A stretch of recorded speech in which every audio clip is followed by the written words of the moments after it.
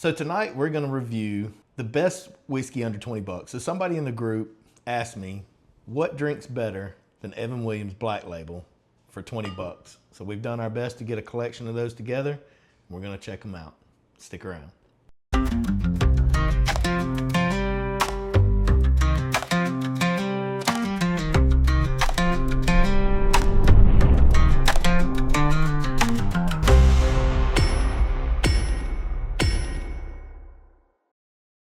Hey guys, welcome back to Brutally Honest Bourbon. Tonight we're going to review a few whiskeys for a friend in the group. He reached out a while back and said, what is it that you know that drinks better than Evan Williams Black Label for 20 bucks or so? So we've gone out and pulled a few that we thought that would, and we're going to blind them. We had Reese pour them up. You should have seen that in the beginning of the video. So we don't have a clue what these are. She's got them numbered. We do know how to track them. We know that number 1 is on our left, number 5 is on our right. So we're just gonna drink across the board and see what we think might be the better sip for 20 bucks or so. Jeff, we were talking earlier when we were trying to compare these, and you know, I was looking at colors and we got to talking about some other bottles, and you made the comment that, you know, we don't need to have a very high expectation maybe for some of these at the price point that they're at, right? Overanalyze. Right, no doubt. So I'm definitely gonna go into it with that in mind. I do like, I mean, all except for the ancient age. I mean, I feel like they all have really good color on them. So that makes me happy. I mean, this one is super dark. Yeah. So, and I hear a lot about early times bottle and bond. I don't know that I've had it. If I have, it's been a long time ago.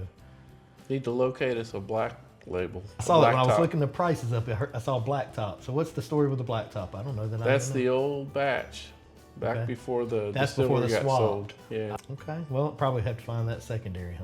Probably so. But people seem to say it's still out there on Dusty's from time to time if you keep your eyes sharp. Okay.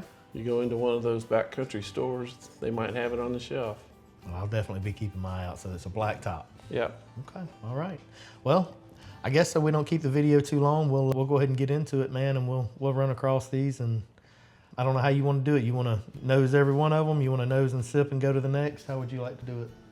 You know, to me, this price point is about flavor and whether it hits you right.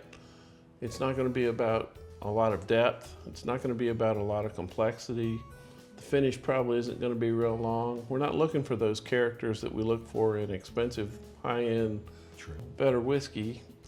This is not the high end of anybody's product line. It's the low end. So that doesn't mean that it's not good whiskey. It's just usually not aged as long, or something about the ingredients has been engineered to keep the price point. So makes sense. And I will say that I have had some cheaper whiskeys that I really like, and Benchmark Foolproof is one of them. And I wanted to put it in this lineup, but I almost felt like it wasn't fair, and it didn't quite fall on the price point, but the top floor did, and I've not had the top floor, so eager to try that one. I do know that I've liked the Evan Williams Bottle and Bond. That's been a good one to go to. So it'd be my first time trying Ancient Age, so I'll like to figure out which one that is in the end and see if I liked it or not. But yeah, I guess we'll get started on number 1, man, and see what we think. Obviously, it's ethanol forward. A couple of these are fresh cracks. Matter of fact, all of them except for the Bottle and Bond were fresh cracks. A little bit of floral. I'm getting floral for sure. And the ethanol, some oaky, and all in all, it's mild. What was the alcohol on these? So the majority of these are gonna be between 86 and 100 proof. I don't think we've got anything over 100. We don't. So this is gonna be 86. This is 100 bottle to bond, 100 bottle to bond. This one was 86 as well. And then not real sure where the Ancient Age comes in. It's right at 100 proof. So these are the only two that would fall short proof-wise, and I mean, I'm getting some like bright fruits off of it. You get some complexity off of it. I mean, it's not everything you would expect off of a more affordable whiskey, but no, sir, no, sir, no. Ooh, bitter, oaky. Yeah. Thank God it doesn't have a long finish. It's light, so there's not a ton of hug there. It doesn't sit hard on your tongue. The flavor hits you as it goes through and kind of fades. Yeah. Pretty quick. Kind of like a one-night stand. It's there and gone. Yeah. Man, yeah. Okay, well, one's a no-go for me for sure. I'd say the same. Look at number 2. Obviously a little darker. camera won't even focus. It's a little darker than the first one. Makes me wonder if this one's not early times, but it's a little nicer on the nose. Got some sweetness to it. Same thing with the light fruits that I was getting on the other one. Maybe some honey, definitely some oat. See? Smooth. It is Smoother than the sweet. Not hitting me as being super pleasant, but it's not as offensive as the first one. It's got that mid palate that stays sweet. That I kind of like that. I don't know. I felt like it hit the front of my tongue nice and proceeded to worse. Did it? After that. And I don't know why. It's not just horrible, but I would choose it over number one. Absolutely. Absolutely. And so I'm going to sit that one out front for now and say that so far, that's the one that I would choose. That's a good way to work through it. As we go through, go ahead and park them out. Yeah, I felt like that might be the only way I could keep up with it. I will say that these two look the darkest and these look a bit lighter. Oh yeah, number 4 looks really light for some reason. It does. And I did a video earlier today on RY3, American Light Whiskey, and it's really, you had it I think at one of the shares. It's really light in color. It's American Light Whiskey, so it's higher proof. But man, the flavor profile on that thing will fool you. Like, it's really good. It's got a nice oily mouthfeel to it. But looking at it being so light in color and it doesn't look very like viscous, it doesn't have a real high viscosity to it. You would think it didn't have that kind of flavor profile, and then it just hits you. So yeah. I have learned that, color's not everything. That's usually the first thing I look for. I want a darker color. Yeah, nose, same thing. True. Nose might have no clues about what it really is on the palate, or it might be everything. It just depends.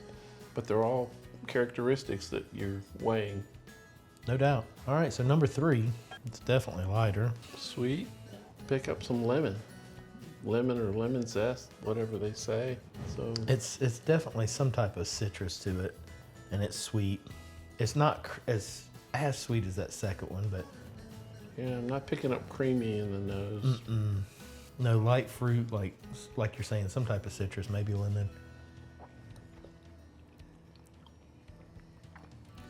Boy, that's a mix. It's got some things in there that I'm liking with the sweetness, but then the oak is just almost offensive. Like, I can't say that that's bad. It's definitely better than number 1. Oh wow, that oak comes on. Doesn't it? Yeah, but the sweetness up front, I like that. But yeah, started out going, hey. Well, I still gotta say, number 2 probably compared to this. I do too. I'll put that one, a little bit ahead, but definitely this one right here it's out of the race for me. I don't think there's any bringing that one back, but I'm wondering which one it is. I have heard that the benchmark top floor was terrible. I've heard that, so I wonder if that might not be it. But the benchmark foolproof is one of my favorites. I keep it on the bar and pour it. Like, I love it. Well, you hearing us talk about turning our nose up at the oak. Well, we both have whiskeys that are even double oaked. Love double oak. And we love them. So it's just not oak, but sometimes oak is just like chewing on a board. Yeah. It's not. And obviously it's like it's been oaked too long, right? None of these are double oaked, or I don't know, but that's what I would think. If you double oaked something too long, maybe you would get. But man, that's just, maybe it's the tight barrel, maybe it's the cooperage, maybe it's the char level. I don't know, but yeah, maybe for these cheaper whiskeys, maybe they get a cheaper cooperage or something. I don't know. All right, so we'll look at number 4. This is the light one. It is really light. Lightest of all of them. Which makes me think it may be the ancient age 10 star. Not much nose. Oh, I'm getting something, and it's weird. Yeah, there's something there, but this is subtle compared to the others. It is subtle. I'm digging for it, but and the longer I nose it, I'm picking it out a little bit better. Whatever it is, it's sour. It's not a nose that makes you go, that's good. Looking forward to that. No. So this is like a non-event. I mean, there's very, not a lot of character to it. It's very watered down, but what flavor I did pick up off of that, I didn't like. It's almost like this one, like it fooled you with the sweetness up front, like to cover up the funk. Like there is some funk on that one in my opinion.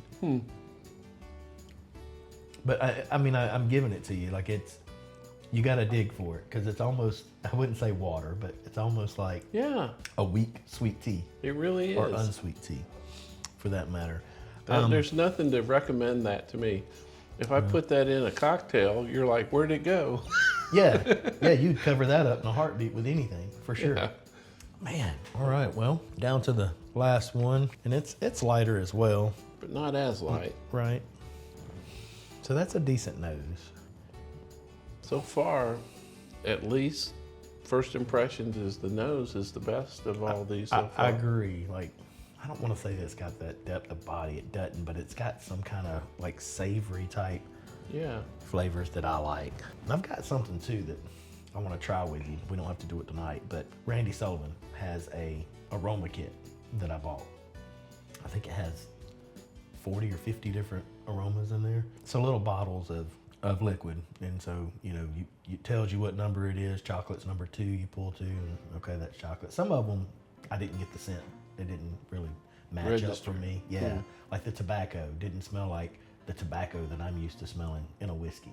But the rest of them were really good. So anyway, I want to do that with you sometime, like sit around and nose some, maybe just nose 1 or 2 whiskeys and then go through that and try to see if I can expand, because I feel like there's so much there to pull and I'm not pulling it all. Yeah. Maybe not here, but that's definitely the better nose out of the bunch. So we'll see what it ballots like. Same thing, smooth, doesn't come on very strong. I'm starting to pick up leather. That's exactly what I thought. It wasn't super offensive leather, but it wasn't the leather that I like that I get off of Russell's 15. Like, if I were guessing, this is early times. if I were guessing, I'd say the same. And that bad boy's got some legs. So this is coming down to I'm gonna put it to those two right there. these two. I'm gonna pull this one way back. These two are out of the mix for me. I'm not even gonna. Yeah, these are out. I think those are my 2 front runners, which is gonna be 1 and 5. And I may go back to 1 just to try again. I said 1 and 5. I'm sorry. That's gonna be 2. She's got the glasses numbered. We'll know. Hopefully I ain't got them out of order too bad. Yeah, she's got numbers on the bottom. All right, so back to the first one that we kind of like. Are you going back to 1 or to 2? I think I pulled 1 totally out of the mix. 2 is where I'm at. I pulled 1 totally out. Matter of fact, this is number 2. You can look at the number. So, I mean, we don't know what bottle's what, so 2 is where I'm at. And 2 is the first one that we said, Mike could do that one. And that's about where I'm at. And then I'll go back to 5, which we thought might be early times. That 2 is funny. I mean, it actually starts out fairly pleasant, but then it just goes a little bit downhill. I agree. And 5 is good, but it's a bittery, like, wood flavor. I think this may be 3. It's got the better consistency for whiskey. There's legs on the glass here. It's a little bit more viscous than the others, which I tend to like. Yeah, number 2 has 0 legs. These 2 are dripping legs They're pretty not hard. grab you. They're just, they have some decent characters, but then a few things that are just sort of unimpressive.